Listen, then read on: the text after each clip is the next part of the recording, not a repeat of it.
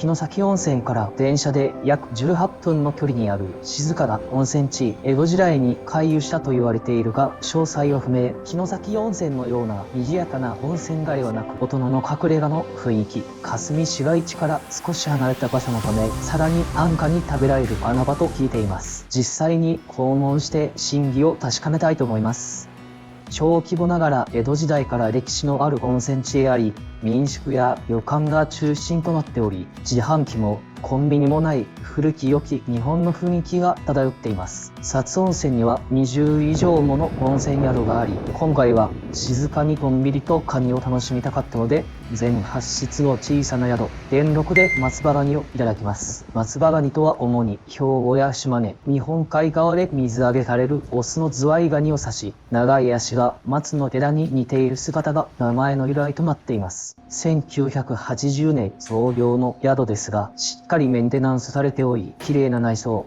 昔からあるものを大事にしている感じがいいですね。今回は松葉ガニを食べに来ています。早速、カニ料理を見ましょう。どちらも松葉ガニをふんだんに使用した料理。まずは夕食から、一人当たり大きな松葉ガニを約 1.5 杯も使用し、取れたてのカニをベストタイミングで出してくれます。タブ付きのカニです。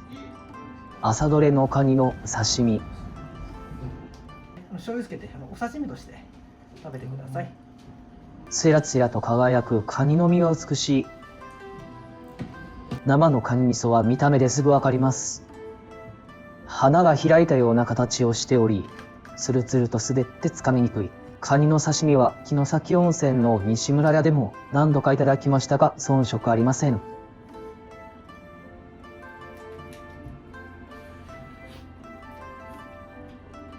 ちょっとつけすぎました。特に爪の部分の身が甘くて美味しい。冷凍していないカニは食べられるところが限定されているので貴重な一品です。やはりカニ味噌は特段にうまい。他の食べ物に例えるのは難しいですが、全く臭みのないツルツルとしたウニみたい。こちらは焼いたカニ味噌。焼くとどうしても少し匂いが出ますが、これはこれで味が濃厚になっていいですね。完全に酒の後です。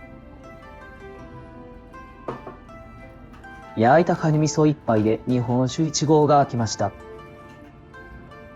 箸休めの甘エビとイカとブリ。カニ以外の味付けも上手です。サービスののどぐろの塩焼き、お酒を飲ませようという作戦か。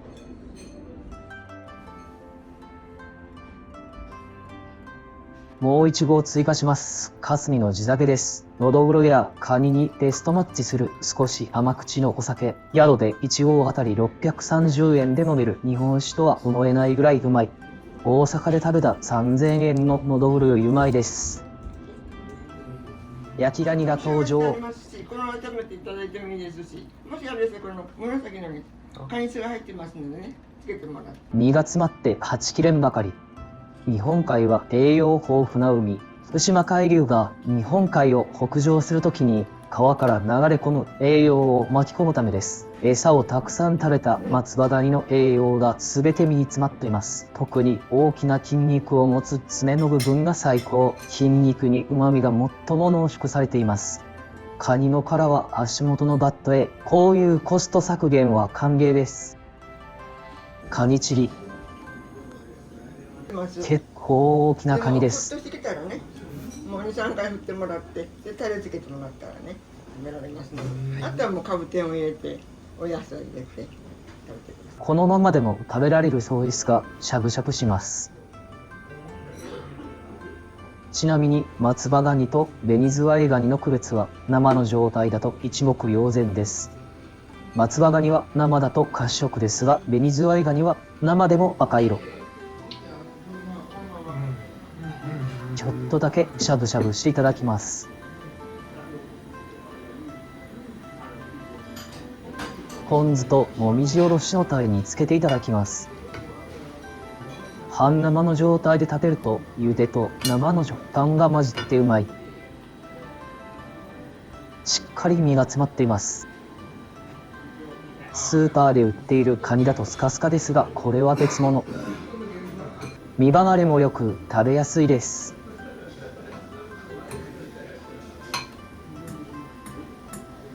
カニの天ぷら。抹茶塩で食べるのは初めてです。抹茶の香りとカニの香りは合うことが分かりました。また天ぷらが抹茶でさっぱりするので食べやすさもアップ。今度からカニの天ぷらは抹茶塩で食べよう。残しておいたカニチリの爪も食べます。やはり一番うまいのは爪の部分。足と比べて甘みが強いです。カニチリうまかったです。カニの出汁がたっぷり入れたカニ雑炊。フグ鍋とカニ鍋は雑炊が一番うまいと思います。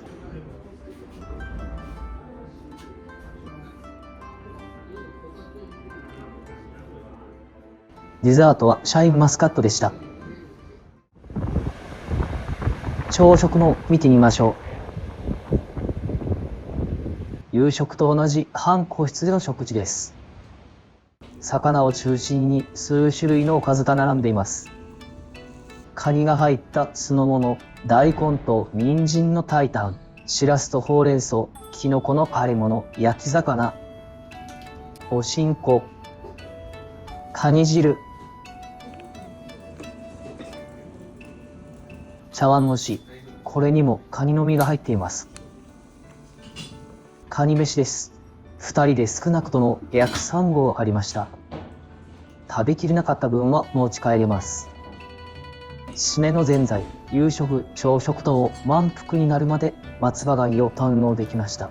宿の館内と客室も見ていきますね。全8室の小さな宿ですが、温泉の大浴場があります。男性用と女性用があり、こちらは男性用。泉質はナトリウム塩化物泉を主としたラゴンを含む温泉ですが、加水、加温、循環ろ過ありです。浴槽は小さいですが24時間利用可能なため、いつ入っても貸し切り状態で利用できました。客室は1階と2階にそれぞれあり、客室名が面白い。日本の詩人の名前が由来になっています。そのうち町啄木秋子の3室は日本海に面しており、窓から草津海岸が見えます。6から12畳の客室が8つあり、各客室にトイレ、洗面台など最低限の設備はあるものの、お風呂はついていません。おかみさんに伺うと、夏は海水浴で盛り上がるようです。チェックアウト時にベージュと海苔のお土産をいただきました。薩津温泉に観光地は少ないですが、周囲の少し離れた場所には絶景の余部鉄橋や霞市街地の海鮮市場など観光スポットがあります。勝に朝市センターへ行った後、余部鉄橋を観光します。まずは薩津温泉から車で10分ぐらい走り、霞朝市センターに到着。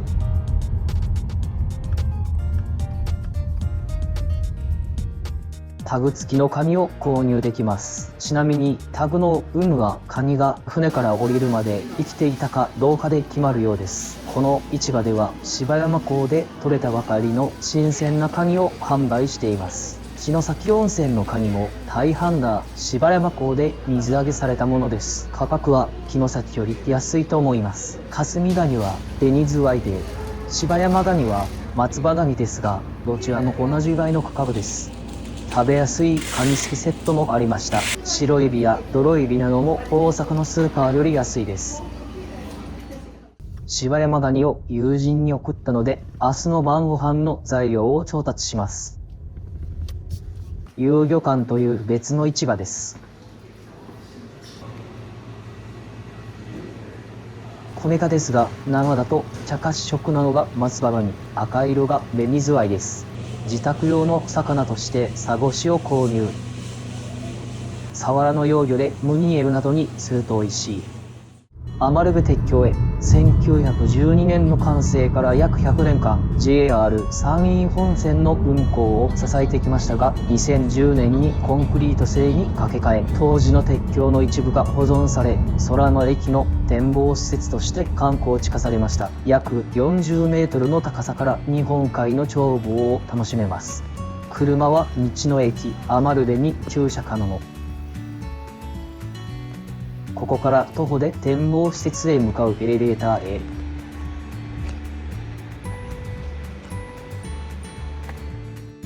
なんぼか払わなあかんかと思っていましたが、なんと無料で乗れます。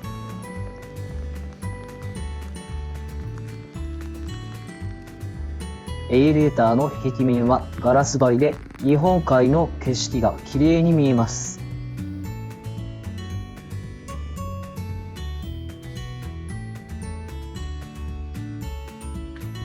展望施設に着きました。かつての線路上を歩くことができます。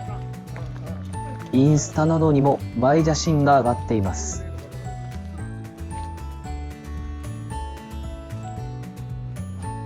こちらは現役の鉄橋ではなくコンクリートの橋の上を走っています。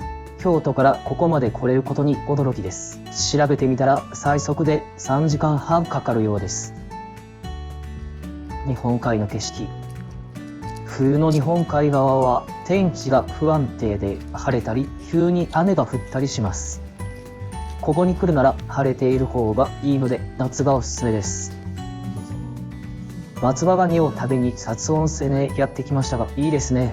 有名な温泉地では値段は高くなって満足な量を食べられない場合でも、ここなら同じ金額を払えばお腹いっぱい食べられます。仕入れは同じ芝山湖温野で味は変わらない。温泉に入ってカニを食べるのが目的であればおすすめの観光地です。